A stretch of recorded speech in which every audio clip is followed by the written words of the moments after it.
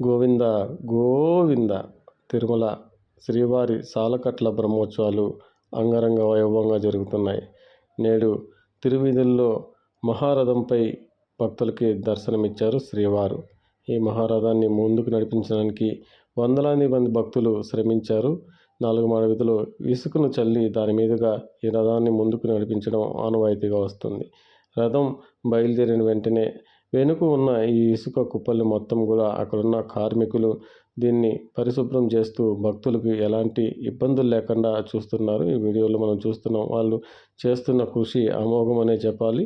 భక్తులు కూడా నిత్యం ప్రదక్షిణ చేస్తూ ఈ మాడవీధుల గుండా వెళ్తుంటారు. అలాంటి భక్తులకి ఎలాంటి ఇబ్బంది అసౌకర్యం లేకుండా ఈ పారిశుద్ధ్య కార్మికులు చేస్తున్న కృషి చాలా గర్వించదగ్గ విషయం. వీళ్ళందరికీ కూడా హ్యాట్సప్ చెప్పాల్సిందే.